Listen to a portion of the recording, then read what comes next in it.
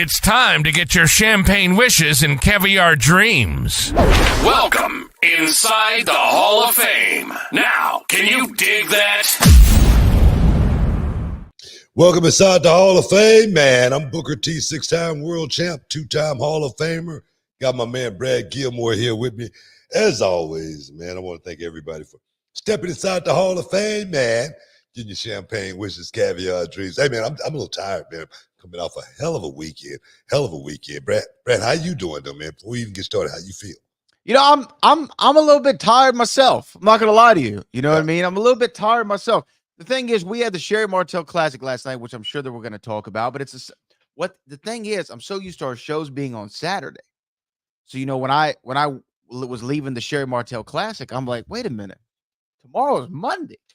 I've been out too late. It's already past my expiration date on the weekend, so I'm paying for it today. And and by the way, too, one of the boys locked themselves out of their car, so we had to figure that whole situation out. Things happen, that kept us out a little bit later, but it was still a great night. But I am feeling the effects this morning or this evening. Yeah, man. And the thing is, I was coming. Of course, I was trying my best to make it to the Sherri Martel Classic. I didn't get a chance to make it, for the whole show, but I got there, right at the end. But I was coming from Birmingham, Alabama. I had a convention there, and before we get started, man, got a chance to meet two of my favorite. Yesterday, got a chance to take photos with them, and a childhood dream. I got a chance to meet Fred Williamson, and man, that was huge, and as well as I got a chance to meet Pam Grier. Woo! And man, it's crazy, man. I walked by Fred Williamson. I was like, wait a minute, that's Fred Williamson. I just marked out, and I marked out. I just had to go up to him and introduce myself, and then Pam Grier. I walked past her table, and I was like, wait a minute. I couldn't say nothing. I just kept walking because I went back to that look. I swear I was so intimidated by Pam Grier, but she came over and she took a picture with myself, the Godfather, D'Lo Brown, Mark Henry. It was an awesome weekend. It was an awesome weekend. Well, first off, Fred Williamson has to be how old? How old is Fred Williamson now? Because he's been around forever. He's got to be in his 80s. I'm not sure exactly how. Maybe late 80s. Yeah. Yeah. He's been around for a minute, but I tell you what, bro, he's still looking good. So big ups to Fred Williamson for still sticking it out and still doing his thing, man. Fred said he ain't gonna quit. He still got a lot more movies to do. And he said in this contract, he cannot die. Well, you know what? I hope that he never does. Fred Williamson, he was like, people don't know.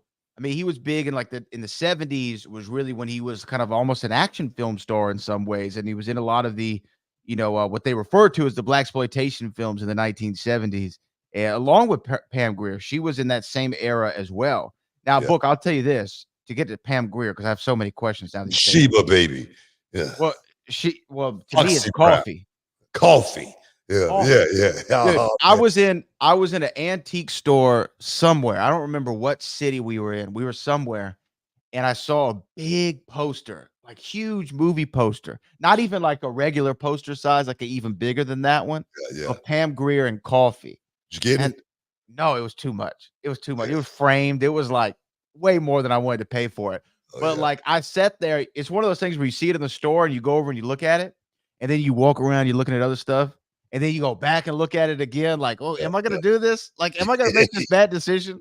But I thought, I'm like, man, that'd be great in the living room. Like Pam Grier and coffee. Yeah. Oh. I got a chance when I was a youngster, man. I went to go see Coffee. I'm at the theater, and it was Coffee and the Mac. It was a double feature. And man, I was way too young to be watching those movies. Hell yeah. But I watched them anyway, man. And I tell you, man, I was always a huge Pam Grier fan, as well as, like I say, Fred Williamson. Three the Hard Way was one of my favorite movies. Three the Hard Way, yeah. Jim Kelly and Jim Brown and Fred Williamson. Oh, yeah. They were all football players, right? Yeah. Fred was a football player. And he was in, God, what's that one? I'll think of it in a minute.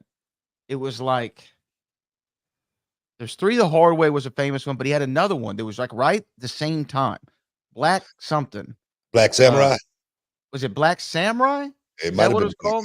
it, Or Black something? Black Belt Jones. Maybe it was Black Belt. Is Black? That's exactly what it was. Okay. Black Belt Jones. Yeah. He had a lot of great ones though. A lot of great ones in that era. That's good. Now let me ask you this: the $1 million question, and I think I already know what it is, what the answer is. But Pam Grier still fine dime. Still looking good, man. I mean, for her age, man, she's still holding up very, very well. She gave us a lesson in, jujitsu, taekwondo, keto, all that. She just went down the gambit as far as her days, being able to, start out as the first first Black woman to star in a karate flick, which is really, really cool too. So, but no, man, Pam Grier, like I say, that was a childhood dream for me. Going to Birmingham, that was worth it just to meet Fred and Pam Grier, seriously. There's I think in LA, there's a Pam Grier coffee shop. I'm pretty sure called Pam's Coffee, like Coffy. And I don't know if she owns it or she and Quentin Tarantino own it. Yeah, but actually, she was telling us something about that.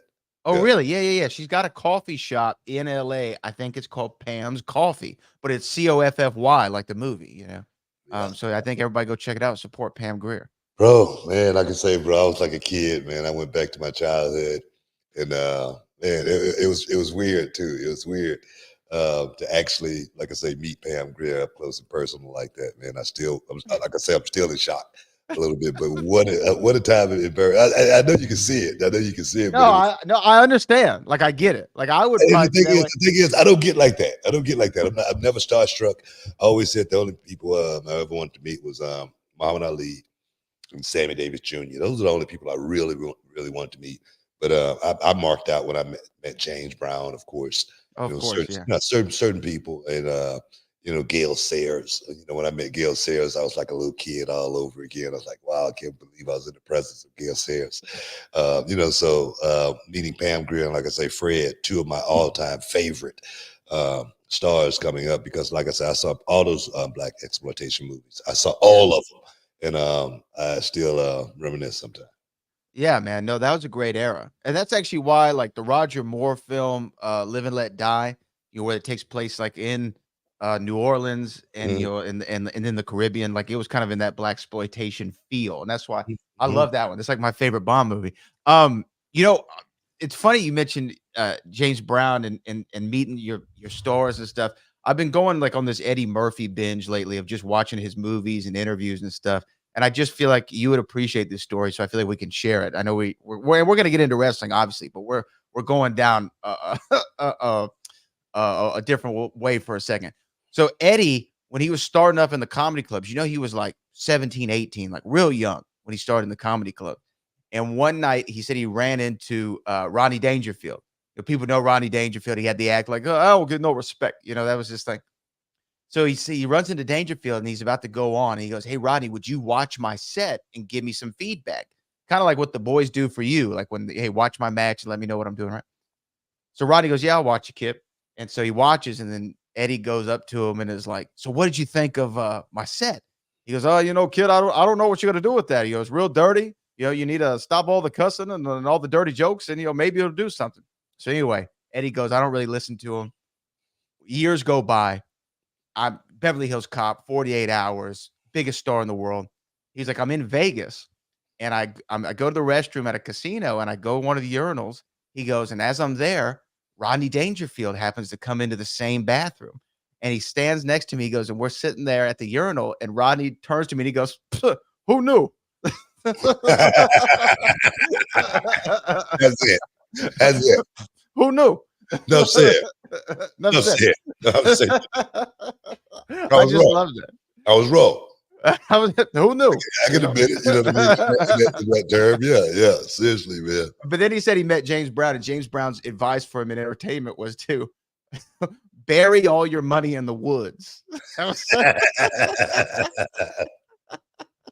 That way the government can't get it, is what James Brown told him. I thought he was going to say something like a lot of the wrestlers always tell the boys after they say, watch my match. quit the business. You ain't got a future, kid. Oh my God, man. Oh my God. Hilarious. But I had so much fun hanging around Ron Simmons and, like I say, Godfather and, D'Lo Brown, Mark Henry. We had such a good time. It was this one joke I came up with.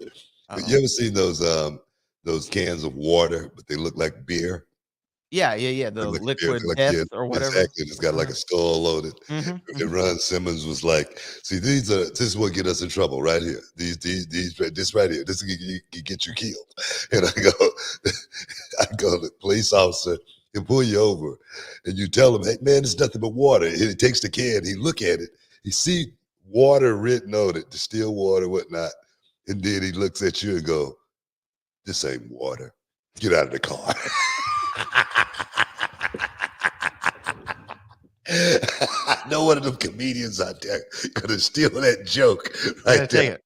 So you better give me credit if I hear it out there. Hey guys, stick around in the Hall of Fame. We'll be back in a minute. Hey everyone, it's Brad Gilmore from the Hall of Fame here with the one and only Booker T, the 5-time WCW champion, and we're excited to talk to you about something that's been a game changer for the both of us. That's HelloFresh. That's right, Brad. HelloFresh makes home cooking easy, fun, and affordable with farm fresh, pre-portioned ingredients and seasonal recipes delivered right to your doorstep. You can skip those tiring trips to the grocery store and dive straight into cooking delicioso meals, man. Absolutely, Book. HelloFresh offers over 50 recipes and a ton of market items to choose from every single week. You can say goodbye to meal planning woes and hello to convenience. I've been loving their quick and easy recipes. They're ready in 20 minutes or less, which means I can spend less time in the kitchen and more time enjoying that Texas summer sunshine. And let me tell you, the fit and wholesome recipes are perfect for keeping you feeling great all summer long. They're balanced pack with fresh produce at under 650 calories per serving. Plus, HelloFresh kids-friendly recipes are picky eater proof. My kids love them. And here's the best part, BT. If you go to HelloFresh.com/freebooker, that's HelloFresh.com/freebooker right now, you can get one free breakfast item for life. Forever, the entire time you're alive. That is HelloFresh.com/freebooker. America's #1 meal kit. Baby, trust me, you won't regret it. HelloFresh takes the hassle out of meal planning, shopping, and most of the prep. You just choose your meals, select a delivery date, and get cooking, man. So what are you waiting for? Go to HelloFresh.com/freebooker. That's HelloFresh.com/freebooker for free breakfast for life. HelloFresh.com/freebooker. Boom! Welcome back inside the Hall of Fame, man. Hey, man, like I said, just going down memory lane there for a second, but we did have the Sherri Martel Classic that went down this weekend. But Brad, you look like you had something you want to say there. I did, just on the fact of memory lane real quick, because we are in Houston and even we weren't, we're fans of the NBA, and we just got to give a big RIP to Dikembe Mutombo, who passed away today at 58 from a brain cancer, I believe is what he had. I saw the Rockets put something out. Dikembe was great, man. He was so great, obviously known for swatting the finger away and the Cookie Monster voice. But he had a huge impact on the city. And, I definitely saw somebody put in the chat, they wanted to hear our thoughts on Dikembe. And, just all-time great center. Man, I didn't even hear that, man. You didn't? Oh, man. I've been out of the loop today, bro. I've been out of the loop. I've been totally just like wasted just from the weekend, jetting back to, get to the Classic. And I just totally unplugged today. So I didn't hear anything about that, man. God bless, man. God bless. 58 years old. So, Yeah. so you're younger than me. Yeah. So I swear, man, when I hear these stories, man, they so close to home, you know what I mean? Because like I say, man, I know somebody's gonna be talking about me like this one day. I know somebody's gonna be saying this about me, but Dikembe was a guy who did it his way. You know what I mean? He definitely made a huge difference, not just here, but in his homeland. And I'm sure he's gonna be very well missed. No, I mean, like, even if you weren't a huge NBA fan, like you knew Dikembe And I mean, you knew him either from this, or wagging the finger, or his voice was so distinctive too. Yeah. His voice was super distinctive, and he had a couple seasons with the Rockets.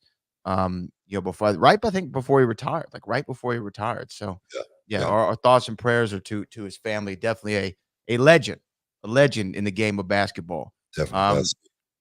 But you were mentioning the Sherri Martel Classic that did go down last night. That was honoring another legend of our sport, the great Sherri Martel, a 5-tool player too, right?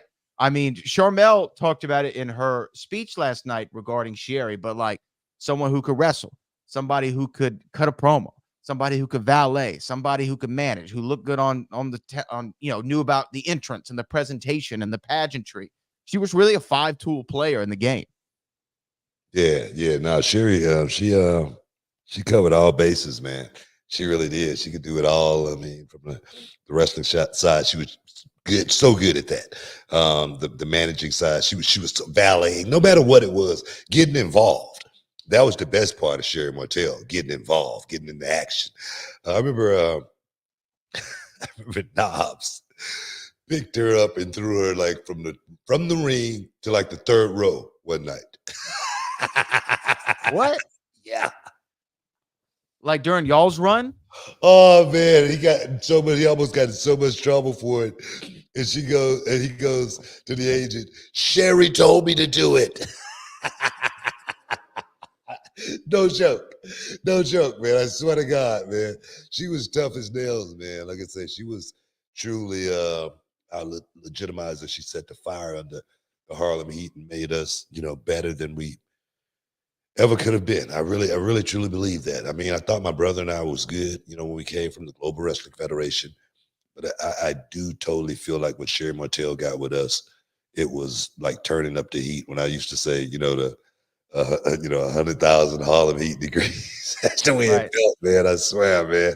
And she was very, very special in our careers. That's why the Sherri Martel Classic is so near and dear to my heart. That's why it means so much to me to be able to do something like this on a yearly basis, be able to keep Sherri Martel's name alive and still keep her relevant in this business. And I say that about myself. Sometimes, when you get to a certain place in life, somebody else got to keep you relevant. And right now, it's our job at Reality of Wrestling to make sure Sherri Martel is always looked at in the best light that she possibly can be. That's the way I see it. No, man, I agree with you. And I will say this. Every woman on the show last night who competed in that, I mean, and to win the Sherri Martel Classic, it took 3 wins. And this is a single night tournament. So a lot of ladies went out there, bust their rear to try to get that championship and a beautiful title that we revealed on the show last week that is now around the waist of the winner. And you'll be able to actually, our YouTube members are going to actually get to see the Sherri Martel Classic before anybody. And you'll see it in its full entirety. So if you're not a YouTube channel member, go ahead and do that. That way you can see that before anyone else, the Sherri Martel Classic. But just everyone, Book, from top to bottom. You had people from OVW there. You had people from the NWA there. You had people, obviously, from Reality of Wrestling, from NXT, Carly Bright. Big shout out to her as well. Everybody came and represented. And it was a great, great crowd for a Sunday evening. Yeah. And you guys, like Brad said, you guys can see it. And guys, let's thank our YouTube subscribers, because they have gotten us up to 796,000 subscribers. We are so close to 800,000 K. So 800,000 subscribers. So guys, keep clicking, keep subscribing, keep liking, hit the bell, get the notification and all that, because Reality of Wrestling, we are truly moving in a different atmosphere. I mean, in a different stratosphere. I was talking to some of the guys last night, some of the girls last night, and they were talking about how special and how much love was in the building at Reality of Wrestling for what we were doing for Sherri Martel. And that right there, and not just one, so many of them.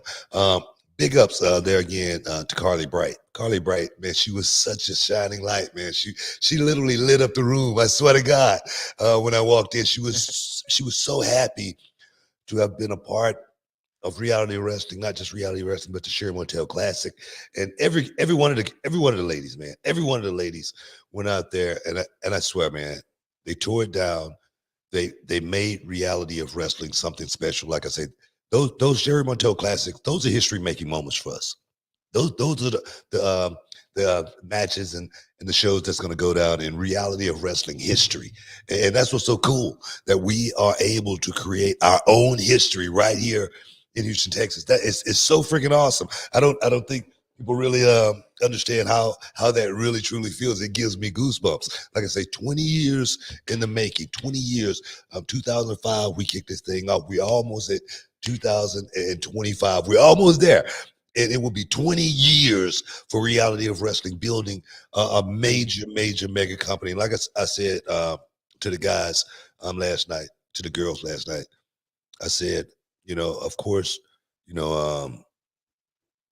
we're building something at Reality of Wrestling, a major company, but we need each and every one of them to actually get it done. And I just want to say thanks to all of my crew. I'm talking about literally from the announcers to the commentators to the referees to the guys running the cameras. I mean, I never thought we'd have something as big. It's pretty big, when you think about it. I saw something, a comment I saw a comment in the comment section on YouTube, and it said, "Wait, this is Booker T's promotion." Yeah, damn it, it's my promotion, man. But we got a hell of a team that's making it work. Yeah, it's pretty incredible to have, because I remember, Book, I mean, we've talked about it on the show, but I remember the rec center, Clear Lake Rec Center. Shout out to Clear Lake Rec Center for being our first home. But, I remember when the talent was, still developing. We're still trying to get a roster. So young.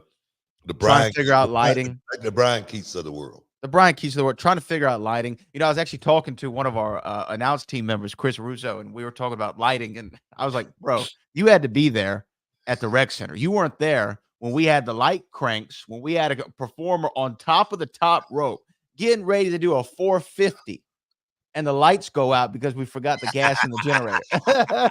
Like, we've come a long way. Hey, bro, come a long way. But when the lights went out, it actually worked. No, it worked for the match. It did. Yeah, I remember. It worked, actually. It worked for the match. Yeah. God, man, I almost forgot about that one, man. So, like, going from that to having a lighting grid, it's a big difference. Yeah, as well as watching a young Gino Medina, or young Ryan Davison, watching these guys cut their teeth. Guys like Oz, Aiden Cristiano. I mean, these guys have been with us on this journey for a long time, and to the point to where, like Gustavo Mendoza coming back, just to present the championship. Those moments, man, those are huge moments for us, man. And to see it up close and personal the way we have, man, it's been a hell of a journey at Reality Wrestling. And the thing is, we're just getting started. God just give me enough time to finish my work. That's the only thing that I ask more than anything. Just give me enough time to finish my work. And Reality of Wrestling is truly my work. But we got to take a break, man. We got to take another break. Stick around, guys. You're in the Hall of Fame. We'll be back in a minute. Can you dig it, sucker? And this episode is sponsored by Blue Chew. Guys, let's talk about it. Let's talk about sex. Hey, you remember when you was always ready to go? I'm talking about strapping the rocket on it, man. Going straight to the moon. I'm talking about getting it done. If you want that extra confidence, I got something for you. Listen up. BlueChew.com. Blue Chew is a unique online service that delivers the same active ingredients as Viagra, Cialis, Levitra, but in a chewable tablet at the fraction of the cost. But the great thing, Book, is you can take it any time, day or night, so you can plan ahead or be ready whenever an opportunity arises. The process is simple. You sign up at BlueChew.com, consult with one of their licensed medical providers, and once you're approved, you'll receive your prescription within days. The best part, guys, it's all done online on the internet. So there's no doctor's visit, no awkward conversations, no waiting in line at a pharmacy or any of that. And the thing is, Book, Blue Chew's tablets, they're made right here in the USA and prepared and shipped direct to your door in a discreet package, so no one is the wiser. Let's just get it out there, guys. Blue Chew wants to help you have better sex. Discover your options at BlueChew.com. It's like this. Chew it and do it. And we've got a special deal for our listeners. Try Blue Chew absolutely free when you use promo code Booker at your checkout. Just pay $5 for shipping, man. That's BlueChew.com. Use promo code Booker to receive your first month absolutely free. Visit BlueChew.com for more details and important safety information. And, we want to thank Blue Chew for sponsoring the Hall of Fame podcast. Chew it and do it. Boom. Welcome back inside the hall, man. Just talking about the Sherri Martel Classic. I can't wait for it. The whole episode. Actually, I think it's going to be a 2-week episodes of the Sherri Martel Classic when we do finally air it on the CW network. I can't wait to actually see it, for the fans to actually see it. It's going to be something really, really special. I think Paul Bosch, even up in heaven right now, is going to be looking down and saying, man, look what we've done. Look what we built at reality wrestling. Because I do feel like Paul Bosch is a part of reality wrestling. I have a big photo of Paul Bosch right behind my desk in the what we call the Bosch pit at reality wrestling in memory of Paul Bosch. So what organization? What organization? I just want to say that. Yeah, man. No, we had a lot of fun. And I came up with the Bosch pit. I just want to let everybody know that. do you know Kevin and I now have an inside joke too between one another. What is it? Even though he might come up with an idea, right? Or I might come up with the idea, we have a thing. Whoever pitches it to you first gets credit, right? And that's who you'll take it from first. Yeah. No, just playing. But it's like whoever can pitch book first gets the credit. That's what we go. That's what we go on. We're almost at 800,000 subscribers, man. Hey, man, on to a million, on to 900 to a million. And for a small company like Reality Wrestling to have built something like that says a whole lot about us. I know I can't, pat ourselves on the back too much here on the show today, but I just wanted to. I'm proud. I am so proud of what we have built at Reality of Wrestling. Well, I want to give a shout out to Aiden Cristiano, Clay Roberts, and Ryan Davidson, who are also students. Ryan's been there forever. Oz has been there, or Aiden Cristiano, has been there forever. And of course, Clay is last several years.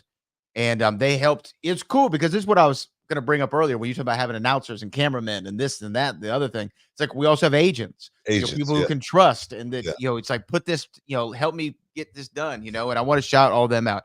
And to me, Ryan Davidson, especially, if I can just for a moment, when like somebody's on the team, the basketball team, and they have their spot, and no matter when you pass it to them, it doesn't matter if a defender's in there, it doesn't matter if they have a fever, it doesn't matter if they twisted their ankle that day. No matter what, if they're in their spot and you pass it to them, it's nothing but net every time. Ryan Davidson has his spot. You know what I mean? He can't miss. And it's just like wet Kobe right through the net every single time, man. If everybody had a roster full of Ryans, like you would say about other people, if you had a roster full of Ryans, man, you're a winning organization. When I talked to him after the show last night, he said, hey, Book, when you always say that, the second Saturday is your most stressful day of the month. And I go, yeah. He goes, now I know what you're talking about. He didn't have to work. He didn't have to wrestle. But just watching everybody and hoping that they don't make any mistakes. The mistakes they do make are small. Please don't get hurt. That type of thing. That nervousness is something that's going to go through your body from the beginning of the show all the way to the end. So now he knows exactly how I feel. Yeah, I could see it on he and the other agents' faces. They were watching. They couldn't even watch with a monitor. They had to go out and look at it. You know what I mean? Like in person, and just no, man, so cool. Yeah, waited on bated breath. So again, our Reality Wrestling YouTube subscribers will be seeing that very soon, our channel members. And then the CW audience here in Houston will also be seeing it at 10 o'clock Saturday nights on CW 39. BT, speaking of that, speaking of CW, big day coming up. NXT. And tomorrow, what are you talking about? I know, that's what I'm saying. I mean, it's here. Shoot, yeah, I got to get out of here. And only reason I'm here right now is that I want to get here and do the show from home. I didn't want to be on the road doing it, but I'm gonna fly out early in the morning, and get to Chicago and Allstate Arena, man. Arena that I'm very, very familiar with. Been there many times and many shows from that arena. It's gonna be rocking. It's gonna be rocking for those young guys tomorrow. And the difference for this show is all these young guys, they're gonna have some time. They're gonna have to go out there and work. They're gonna have to show up and show out, because this is truly the biggest night of their young careers. It really truly is. No matter how they look at it, all the PLEs they've done, all that stuff, forget about it. Yeah, exactly. Just throw it out, and get ready to go out and do something special. I cannot wait to see Julia versus Reality of Wrestling's own Roxanne Perez, two-time NXT champion, breakout tournament winner, Iron Survivor, all that. She's done it all, and now she has a chance to go out and prove that she is truly the best in NXT right now. So I'm psyched. CM Punk, he's going to be there. He's got duties as well. So duties, yeah. So I'm excited, as well as, I don't want to throw anything away, but it's going to be a whole lot of bells and whistles, man. I mean, we got St. Louis next week, and that's going to be the second half. So guys, don't get too ahead of yourself. It's going to be good. Well, so this is NXT's debut on network television. So let me first say it's going to have a huge audience, expected big audience. And you're one of the voices of NXT, along with our guy, Vic Joseph. Shout out to Vic. But, because we're going to have a big audience, if you could sneak in a couple reality wrestling plugs, for the YouTube channel in there, maybe we can get that little thing up. I'm just saying, Oh yeah. I'm a couple little drops. You can actually see Roxanne's whole career. Reality Wrestling's YouTube. Go subscribe. Trust me. I mean, we get up to 1 million in no time. Hey, just a couple of plug-a-rooskies, brother. Nothing wrong with that. On the topic, John JID 999 sent in a super chat. It said Sean says there's surprises coming to NXT, and this is actually in an interview he did with the Chicago Tribune. He said, "What you can expect is one of the best shows NXT has ever offered. Certainly, we want to make a splash on the CW network. We'll have some big changes, but I think more of that will be from a look and physical standpoint. We will still be what NXT is, which is bringing some of the most talented, young, diverse athletes in all of the nation and developing them into the WWE superstars of tomorrow. The hunger, the passion that's always been the core of NXT is always going to be there. But we're certainly going to put on some cool bells and whistles for the CW launch." Yeah, I was reading today that, of course, we're going to be out of the PC for a couple of weeks now, right? Actually 3 weeks before we get back in there. And I heard that they have just totally tore it down. I heard a construction crew came in and totally just took everything out. So when we get back in there, it's supposed to look totally boom, off the chain, totally different. I'm excited. I want to see exactly what they're doing, as well as if they got any LED boards just laying around. If they just say they're not using it anymore. You know what I mean? Like, they upgrade now. They don't, their old stuff, you got to get rid of it. You got to upgrade. Yeah. So I'm gonna see if it's any LED boards just happen to be laying around somewhere in the warehouse. Like, Book, like if you go in your closet and you're like, man, I haven't worn this jacket in a long time. You know what I mean? I don't wear this. It's a nice jacket. I don't wear this jacket. I need to give this jacket to somebody who could appreciate this jacket. It goodwill. Give it to Goodwill. You know what I mean? Or maybe like, somebody who's your size and you're just trying to give them like a good looking out. You know what I mean? Yeah. Like that's what we're saying with the LED board. Because how long can you really use the same LED board? Look here, man. That stuff get old and it get old quick. It's old. It's like the iPhone. What are we on right now? iPhone 30? 16, but you're close. You're close. Yeah, but that's what I'm saying, man. Everything's always, evolving. Everything's always, upgrading. It's like my old phone. I had the Galaxy Note, right? And I upgraded to the Z Fold, right? The big Z Fold. And I put my smartwatch on. So I try to hook my smartwatch on, my Galaxy smartwatch, hook it up to my phone. And it tells me it doesn't work with this version. You have to upgrade your phone to a newer version. Because and I'm like, wait a minute. It was just working perfectly fine with my old phone. But man, it's always a catch. It's always a gimmick, man. They're always trying to get you, bro. Look, I'm not actually gonna lie. I just upgraded my phone a week ago, and I had my last one for about 2 years. And as soon as they announced the new iPhone, and I know this is a conspiracy, people say it doesn't happen. As soon as they announced the new iPhone, all of a sudden, my phone that never had an issue with battery was like going to 1% within 2 hours. You know what I mean? Yeah. And then they're like, oh, well, the new software requires more power. I'm like, that's BS. Y'all are manufactured obsolescence. It's work, man. They hit the button. They hit the button. It's like the Tesla. You know what I mean? They can hit the button right there from the office. You know what I mean? Next thing you know, you wondering what's wrong with your phone. Why you not getting any incoming phone calls? That kind of stuff. It's a work. It's a work. It's not a conspiracy. I don't believe that. I don't either. No, seriously. But like you say, NXT debut, CW going down tomorrow night. Big matches, man. But like I say, for me, I'm partial. I got a lot invested in this thing. I'm gonna just say it for this match: Roxanne Perez versus Julia. Roxanne is gonna show her exactly what wrestling is all about. Hey, stick around, guys. That Ula Boot, that's Canadian. Stick around. You're in the Hall of Fame. We'll be back in a minute. Can you dig it, sucker?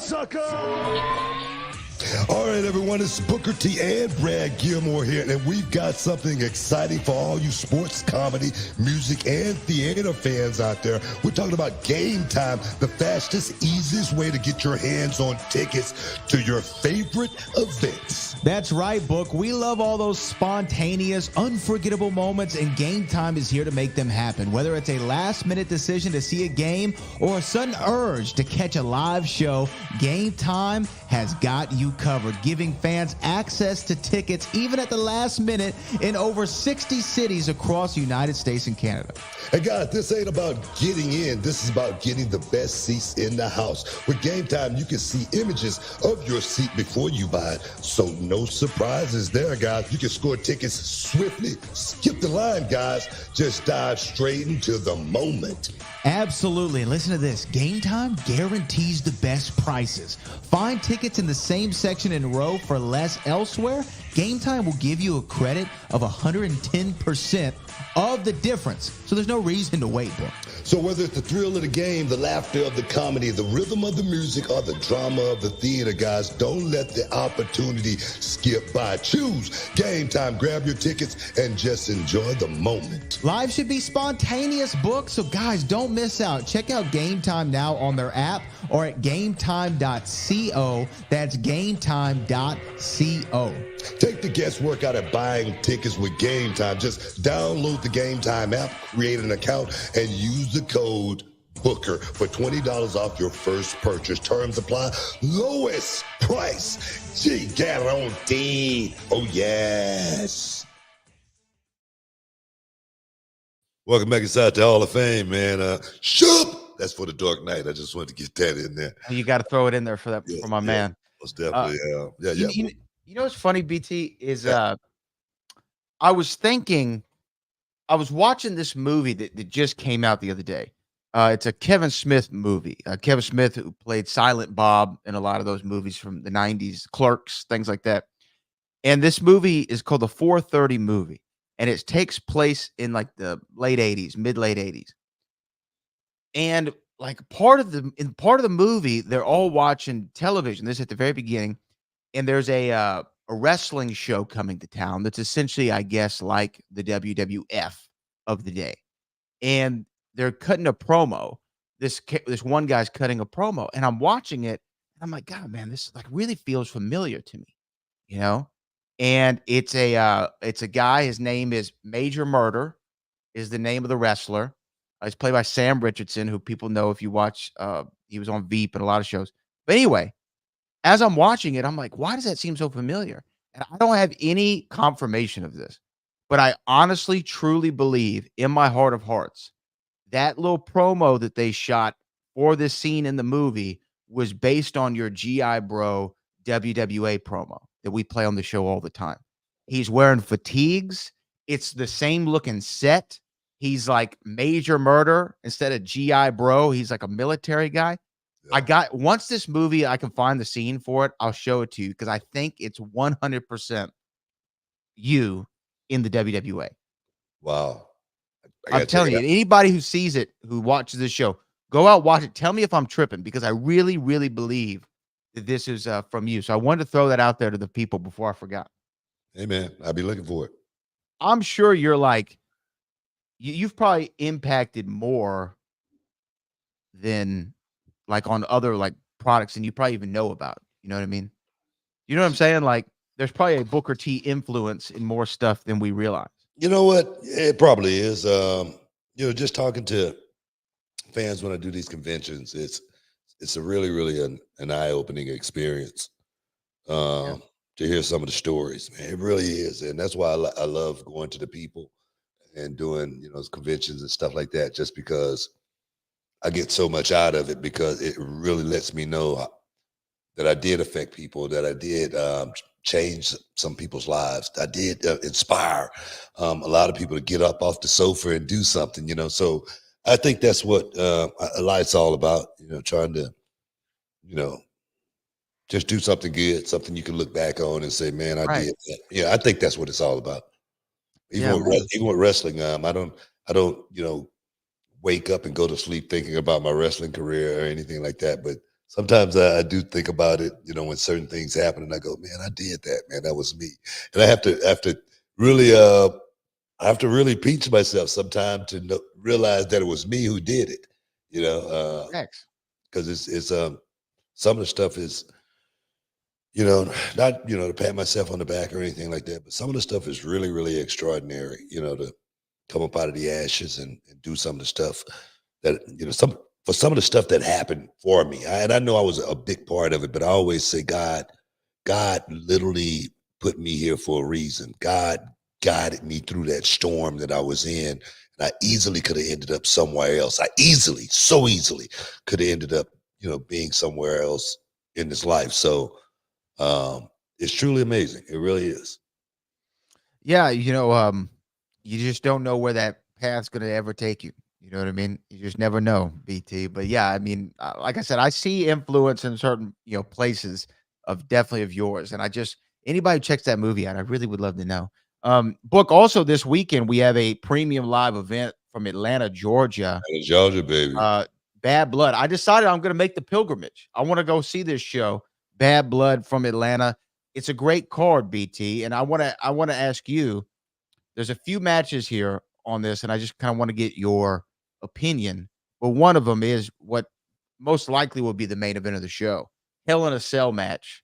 Drew McIntyre, CM Punk. When I just say that, what do you think of? Like, what do you think that we're going to see in Atlanta, Georgia in a Hell in a Cell between these two? And does their rivalry warrant a Hell in a Cell?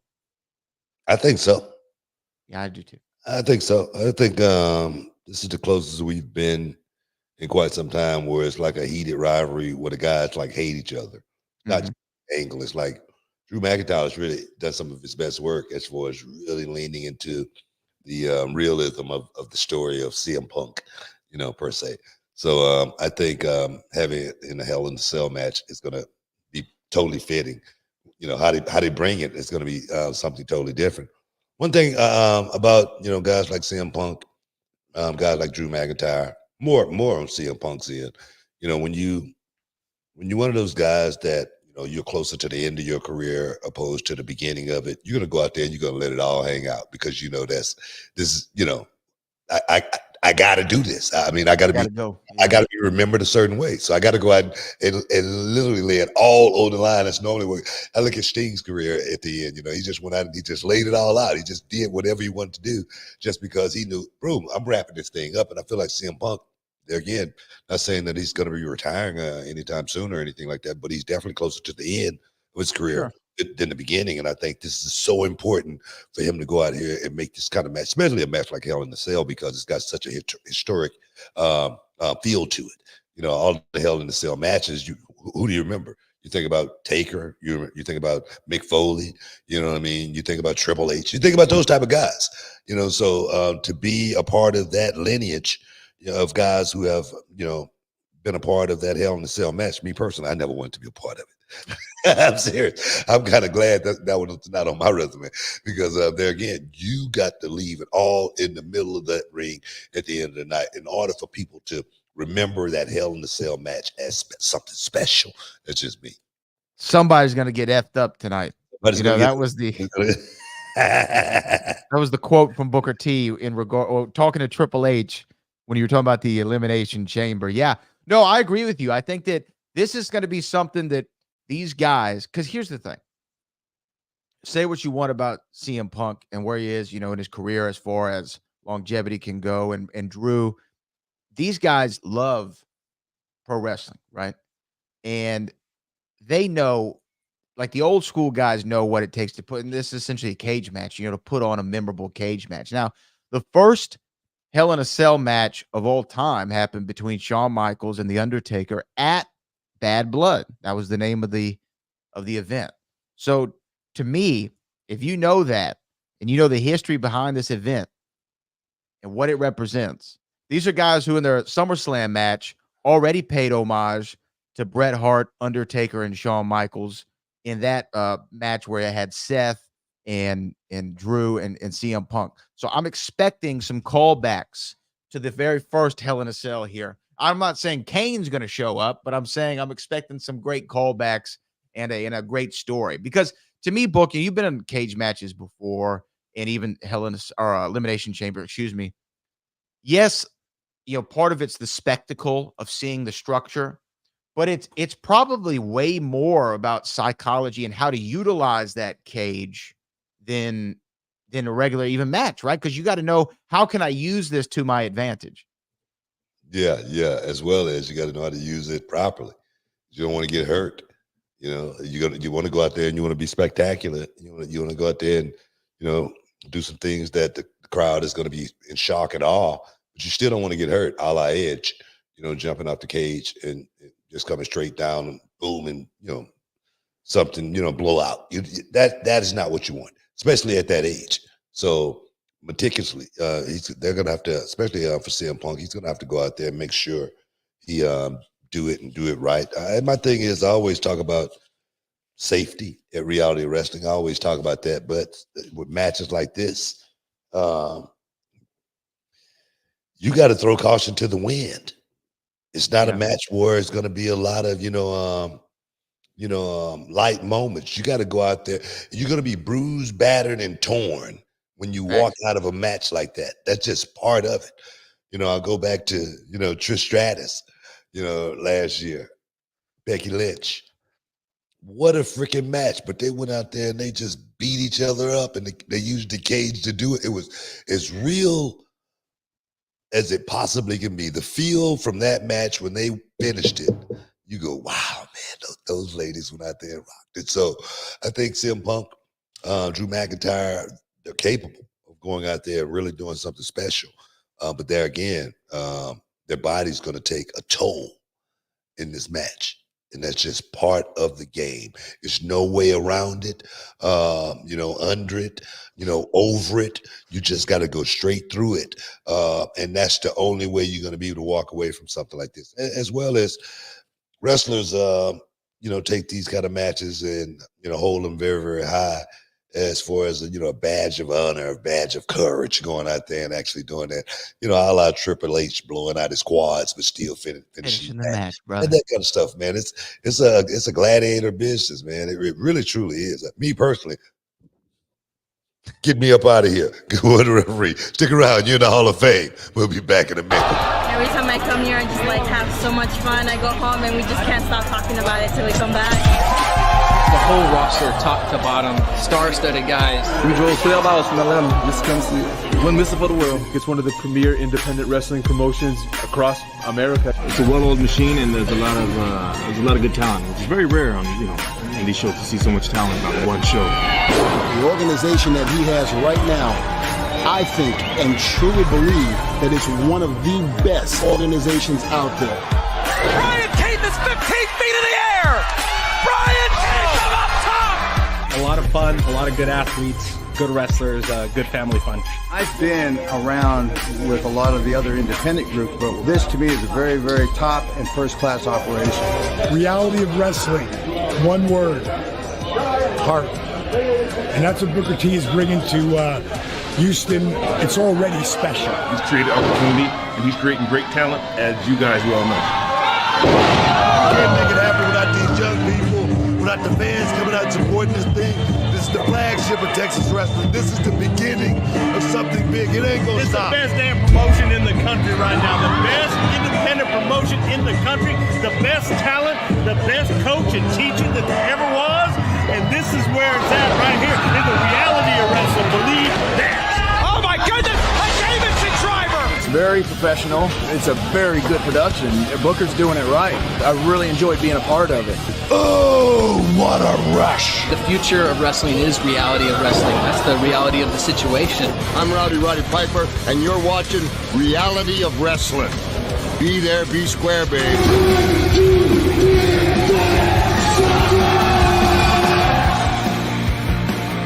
Can you dig it, sucker? You are listening to the Hall of Fame. Here's Booker T and Brad Gilmore.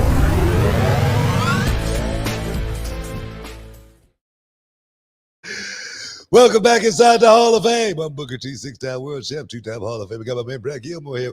I just want to do that. I always want to do that voice right there just one time on the way back in. But sounds good. I want to thank everybody for stepping inside the Hall of Fame. Get your champagne, wishes, caviar treats. I know we got a lot of super chatters. Going to get to you guys. Some of them perhaps per se controversial, but we're going to answer all your super chats here today. I promise you that. Well, yeah, I mean, it's pretty much time to get to it. Oh, let's do it. Let's do it. It's no time like the present, BT.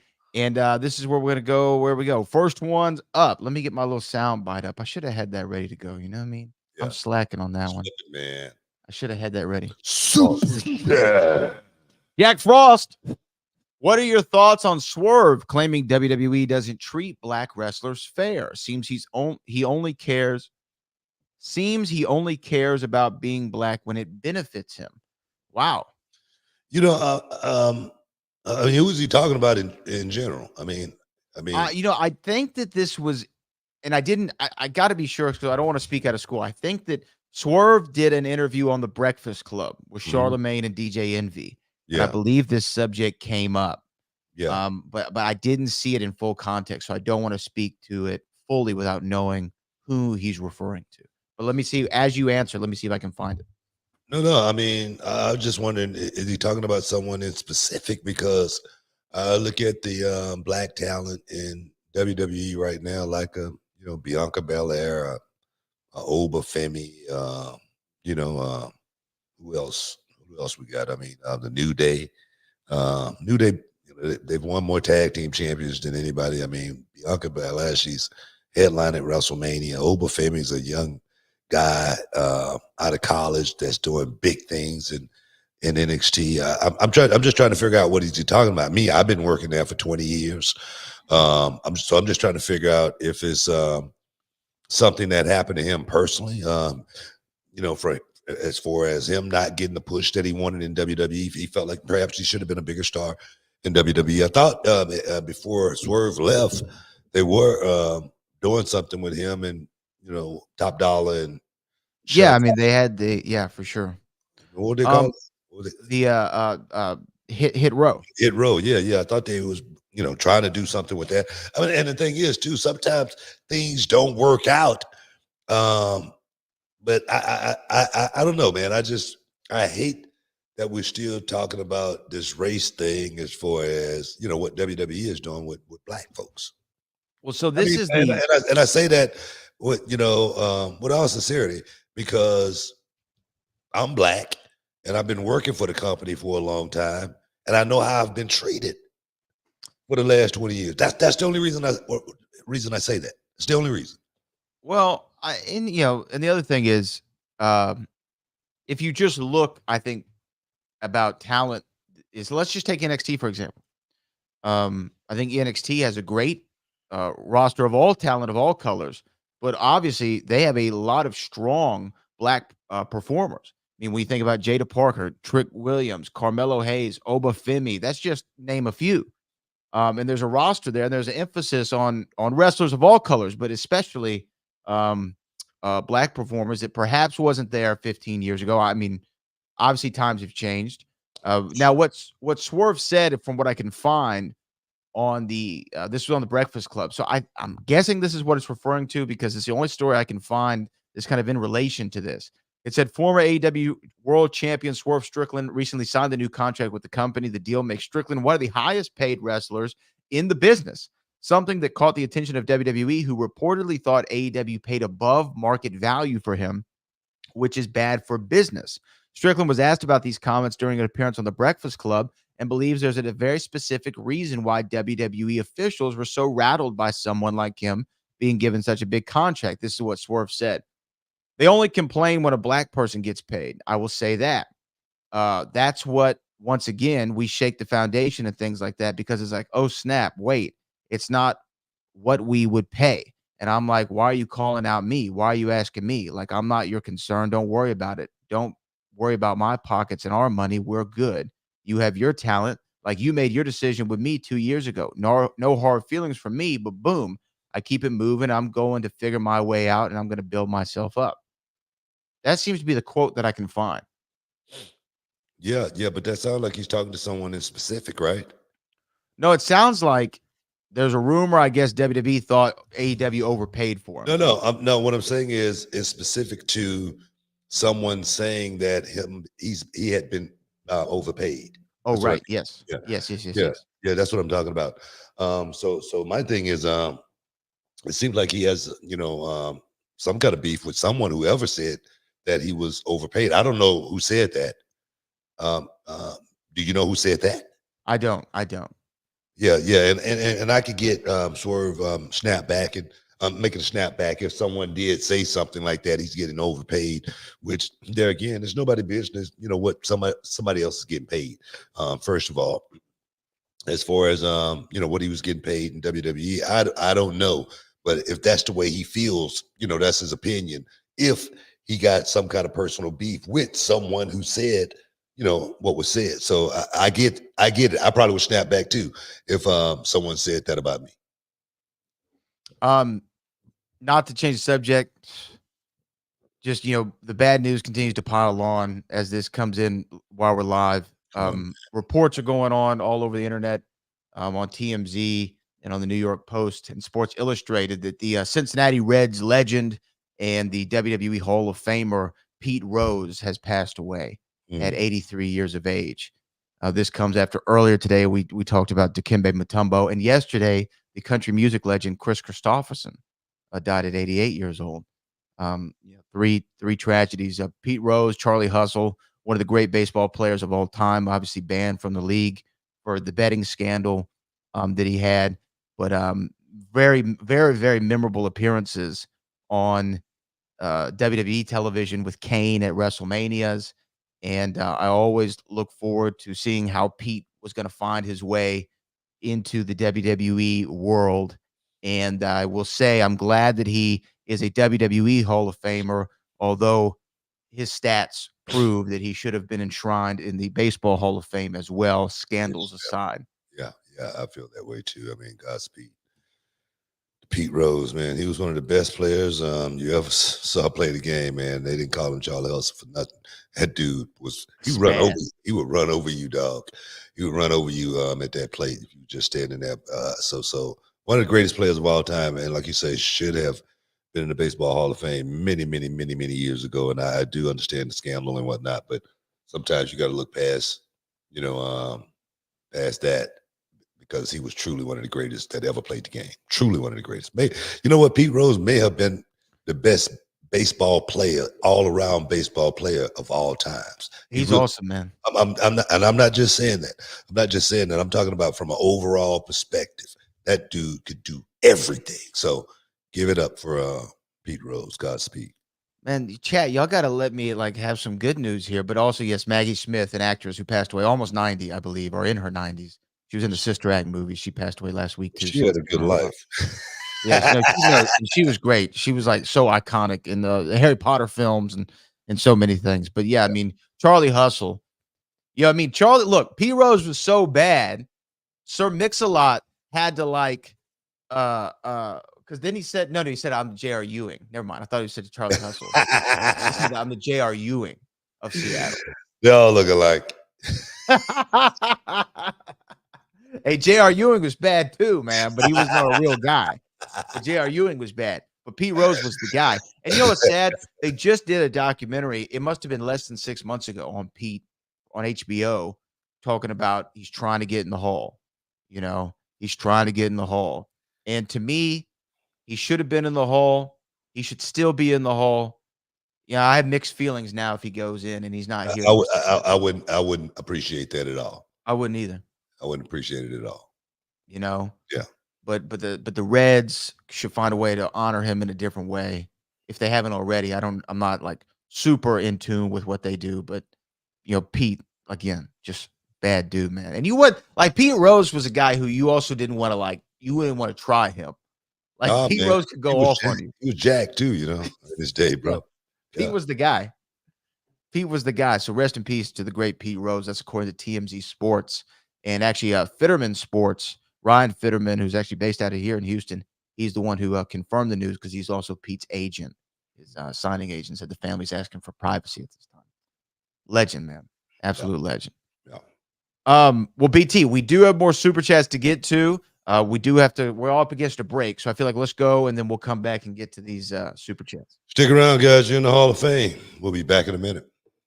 Hey, what's up, everyone? It's Booker T here, and I'm so excited to share something that really has been a game changer lately for me, man. That's Via. That's right, Via. Summer might be winding down, but football season is just around the corner. But you don't have to let those summer vibes fade away. Via has got you covered with the best hemp and cannabis product legally shipped right to your door in all 50 states. As an athlete, recovery is key, and Via Relief Line is a perfect post-gym relaxation and eases those aches and pains. For years, for me, inside the square circle, they get the organic flower. It's top-notch, baby. Grown without harsh pesticides or chemicals, plus their award-winning THC and THC-free gummies. Premium indoor THCA flower, oh yes, and the soothing topical and calming drops are all made from the highest quality hemp source from the trusted American farms, man. Oh yes. Hey man, I've personally been using Via for a while now, and let me tell you, it has made a huge difference, whether it's the calming drops that help me unwind or the premium flower, man, that just hits the spot. Via has something for everyone. Trusted by professional athletes and loved by over 500,000 customers. It's a brand that you need to check out. So if you're 21 or over, go to the link in our description and use the code, man, Booker, to get 15% off your order. That's right, 15% off. And remember to tell them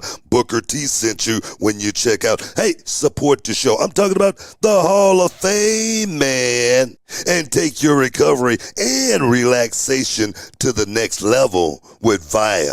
Check it out right now. Shup! Welcome back inside the Hall of Fame. Super Chatters, where you at? Where you at, man? Let's go to our next one here. This is coming from, let me get back to my screen. There it is. This is coming from John JID 999, who said, what are your thoughts about MVP being in AEW now? We talked a little bit about this last week. Have you talked to MV is the question, though.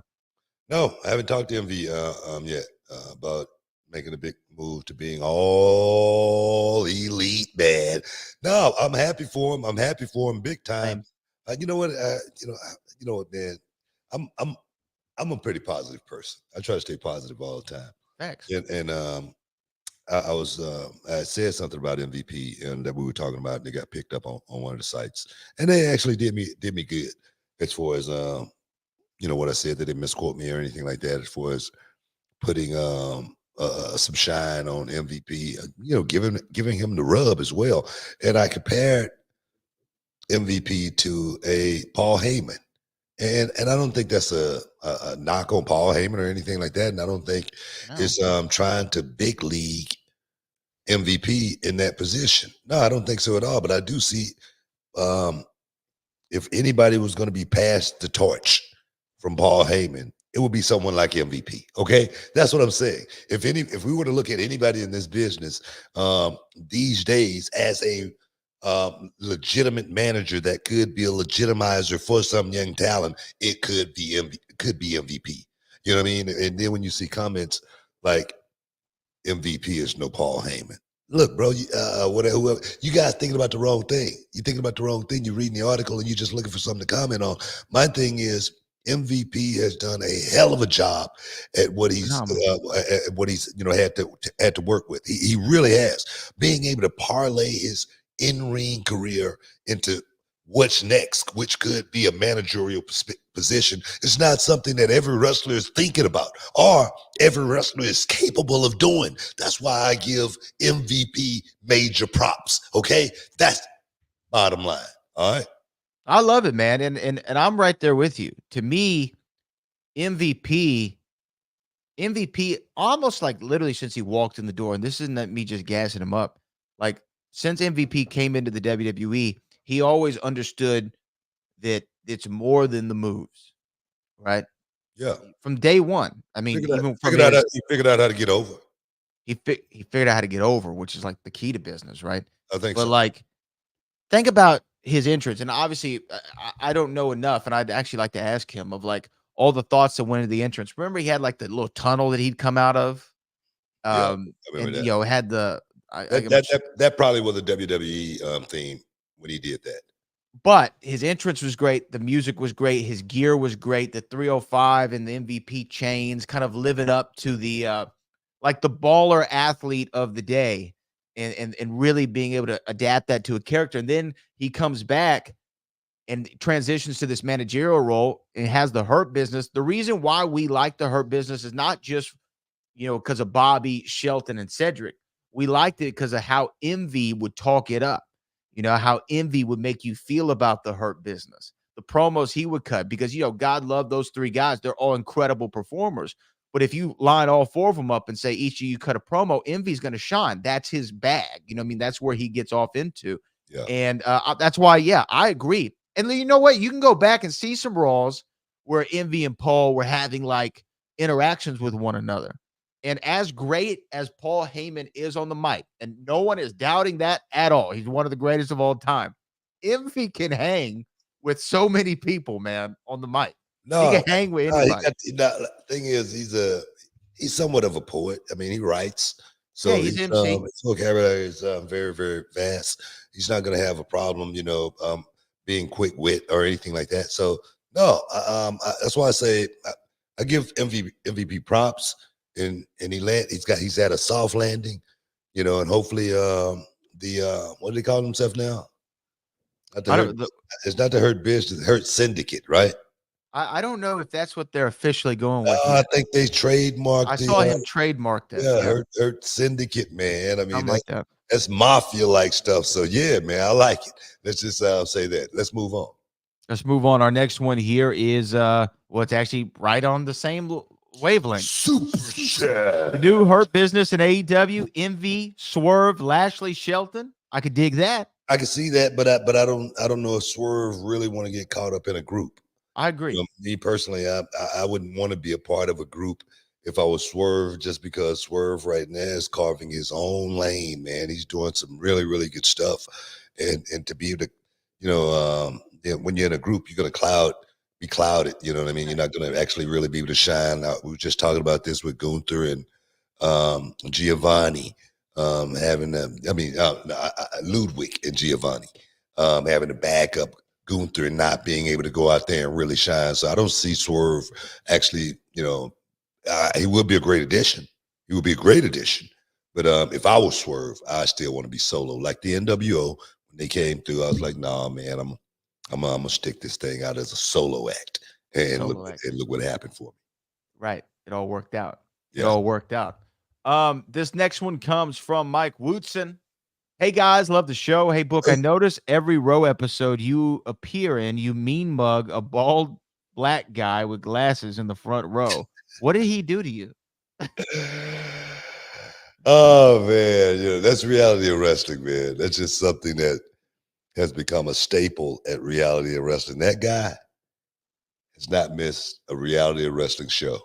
He sits in the same spot every time. And he's a professor. So he's a smart dude. But it's just something about him. Them beady little eyes. Every time I see him, I just want to shake him. I want to do something to him. You know what I mean? But I'm gonna let him make the first move. I'm gonna let him make the first move. As soon as he jump, I'm gonna knock him out. Okay. So I just if he's listening to the show, jump. If you feel froggish, jump. You feel froggish. That's an old school line right there. Yeah. If you feel froggish, just jump. You young guys, y'all can use that one. Giving them game. Eddie Kane Maine says, looks like Jacob Fatu brought out the bulldozer for Edge. I think he means Zilla, because he crumbled like a ton of bricks. Yeah, man. Stone went down, man. We had to go back to Stone Island and regroup. But it's all good. It's all good. Zilla Fatu. Speaking of Zilla Fatu, he's been in the news. And I feel like I need to say something about Zilla Fatu.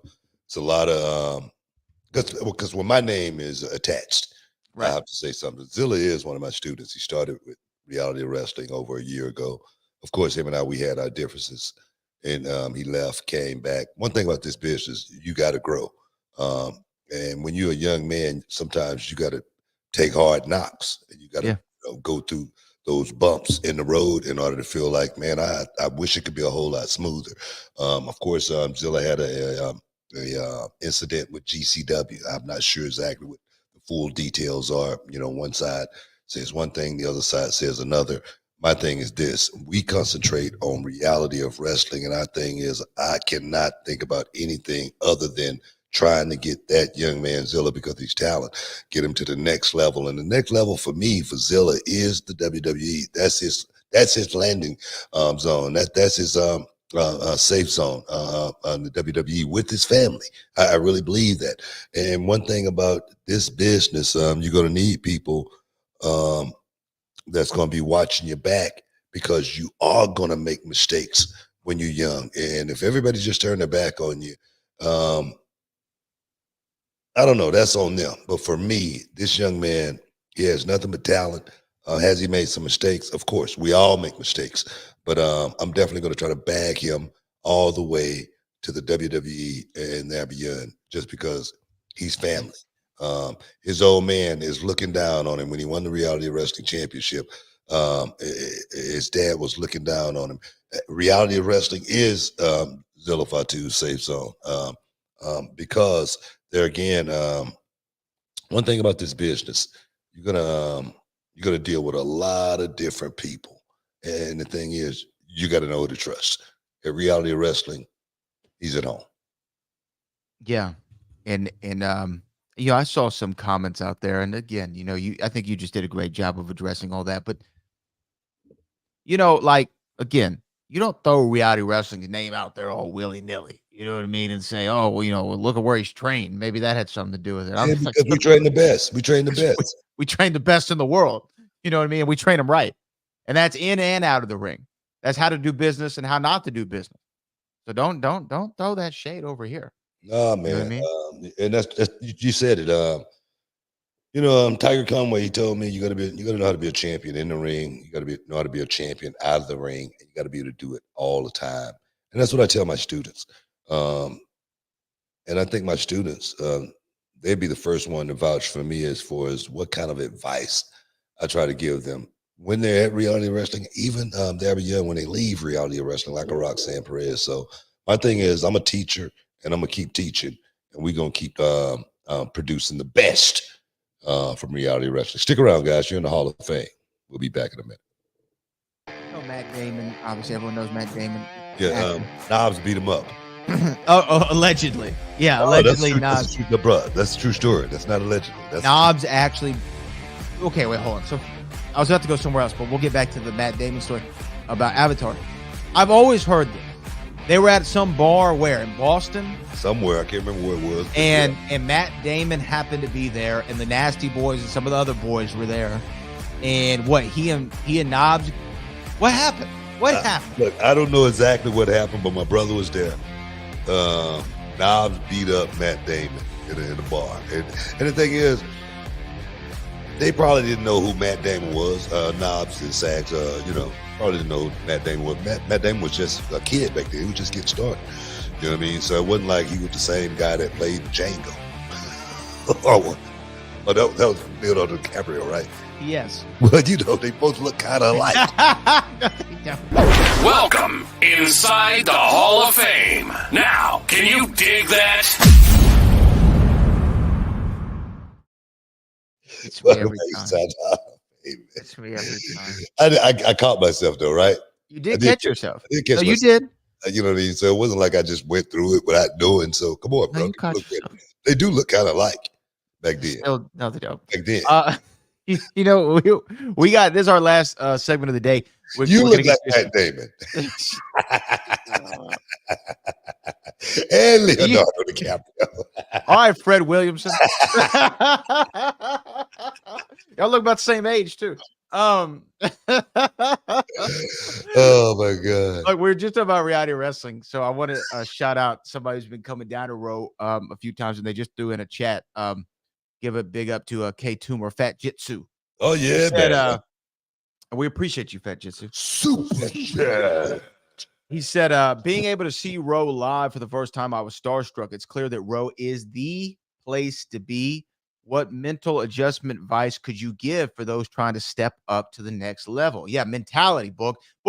I think that you probably more than I have, and I've seen my fair share in this business. So many guys have a lot of promise in the ring. They don't have promise in the back. You know what I mean? Their mindset is all off. Yeah. If you don't know how to make it in the locker room, you're not going to make it in the ring. That's one of my biggest, pet peeves with guys. Some of them know how to work, but they don't know how to work. And the thing with performing, the one mental adjustment I think that need to be made with most wrestlers is that they got to believe it themselves in order to make anybody else believe it. And feeling that way, sometimes you have to do things a certain way. And sometimes it has to feel a certain way. It has to look a certain way. And it's hard for me to really talk about all of that, on the show because, I need you guys to go to realitywrestling.com, sign up and be a part of the journey. But I think the realism that I brought to professional wrestling was all of the situations that I was a part of growing up, getting into fights, knowing what it feels like to get hit in the mouth, knowing how to, feel energized because I do have an adrenaline rush because I'm winning this fight against this kid in the park, that type of stuff. Sometimes to the point to where you win a fight and then you start crying. Real tears start coming out of your eyes after you just won a fight. I saw Floyd Mayweather after his first world championship. He fought against this guy named Gennaro Hernandez, and Floyd went out and he looked like a magician. He was so masterful. Just went out there, bing, bing, bing, stopped him, took his championship, and then broke down crying like a little bitty baby because of the emotion. No, I'm serious. The emotion overtook him. His first world championship, and sometimes you got to know how to use that in order to make it real. That's what I say, Tuma, right there. So keep working with us, man. You booked. Yeah. Big ups to K Toomer. Big fan, man. Our next one here comes from Guy Toenail. If Cody is going against his friends, he might as well turn heel. He knows what the bloodline did and still do, and what happened to his friends. I did agree with him saying that they need to kill the bloodline. I think it's interesting layers that they're adding to this storybook, and then we'll see what happens. Yeah. I hate to book the show. Right, I know you do. I hate to book the show, but this thing is getting seriously. But this thing is getting very, very interesting. Yeah, just because of what you just said, Cody saying we got to kill the bloodline. I mean, am I going to kill my meal ticket? I'm the head of the table.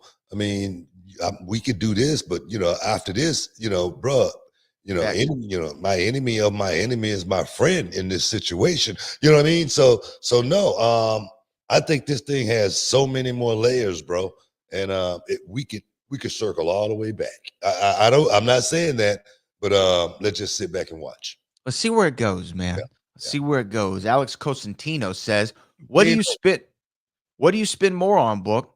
Or maybe this is for both of us. Your sneaker collection or your watch collection? What's your favorite watch you own, and what's your favorite sneaker you own? I just got my first Rolex, and I'm hooked now. You know what, man? I never really been a big watch guy like that, man. Yeah. I just haven't. I mean, I got a few cool watches, but nothing really to talk about. But I'm a shoe guy. I'm a tennis shoe guy.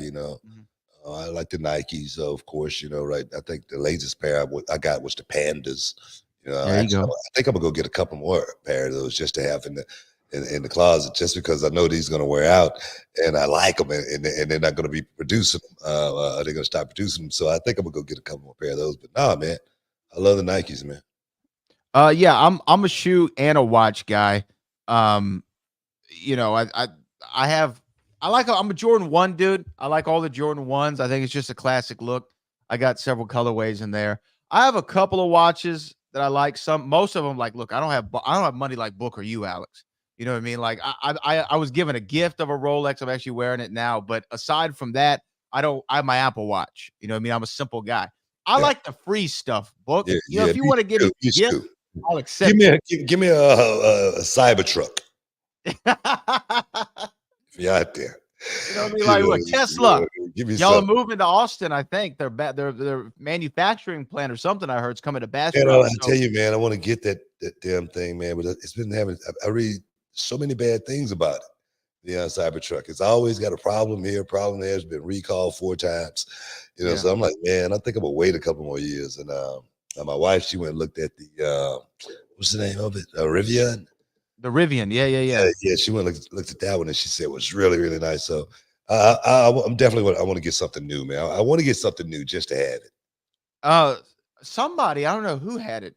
Somebody recently I saw had that Hummer EV. It looks sweet, man. I saw it in person. Yeah. Hummer electric vehicle. Mm, It was sweet, man. Yeah, I thought Shelton had one. Was it Shelton who had it? Somebody was at Reality Wrestling. I didn't want to blow up their spot. It might have been Shelton. Yeah. But yeah, it was sweet, man. Yeah. I was like, hey, man, that's a pretty sweet looking truck. This comes from Big Breezo. What made you wear gloves with your ring gear? It just looked cool, man. They look cool, and but they didn't really serve the purpose, because when I chop guys, I couldn't really get the chopper feel. That's the chop effect. That's why I started wearing tape, like all the way up to my elbows, just because it looked cool at the same time, and the chop really sounded really, really cool at the same time also. So yeah, that was the reason. Like you say this a lot, is 90% of all your, at least stylistic decisions, from your move set to your ring attire, was just like because it looked cool. Yeah, right? Like, isn't that 90% of everything? I used to do my when I used to put my tape on, I used to do it like boxers. So I had a tape in the middle of every finger, so it looked really, really cool on camera, and that's all it was for. It was, I tell my students, rule number 47 is the cool effect. You got to look cool when you're doing it. I mean, you got to look good doing it. You got on both sides. When you're getting beat up, when you're beating somebody up, you still got to look cool. And that right there, that's a very, very hard thing to do. It's not something that's easy. It's very difficult, but it's part of the game. I love it. That's the parts I miss. Yeah, I miss. Yeah, love it, man. I think we have one more here before we wrap things up here. This is from John JID 999. There was an old guy in Mid-South who never missed a show. Yeah, they're like, I think that, like, if look, like at NXT Orlando, you see the same people a lot. I know ECW, when they were run out of the ECW arena, you had the hat guy, you had the sign guy. Like, there was the people who were always there, the loyals, Those guys are such a big part of our organization. Like I say, he didn't ask for a free ticket or anything. He's on the front row. He's got a season pass, where that is his seat. He's bought that seat for Reality of Wrestling for every show to come and support what we do. And the thing is, he's watched so many young guys come up out of reality of wrestling, because not just this arena, he's been a part of what we've been doing for quite some time. And that right there for me is special. It's special. Even the connection that him and I have, it's a special connection. It really is. Because honestly, as long as he's been coming to reality of wrestling, we've never uttered one word to each other. Mm-hmm. It's always a stare. And now it has become a stare down to see who's going to blink first. It's become part of the show. And I appreciate that. I really do.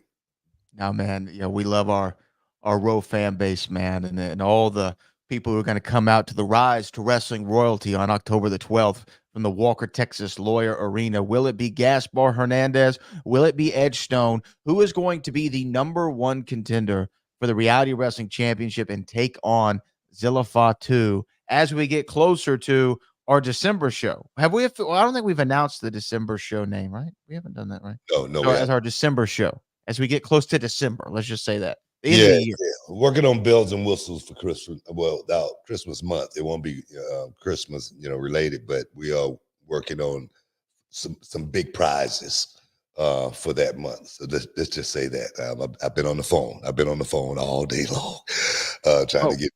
We got one more just came in. We got one that just came in, and we'll close on this. Angry Duckling Institute says, "Sorry, Book Brad. One more message. God bless, and may you both have awesome weeks." Well, you too.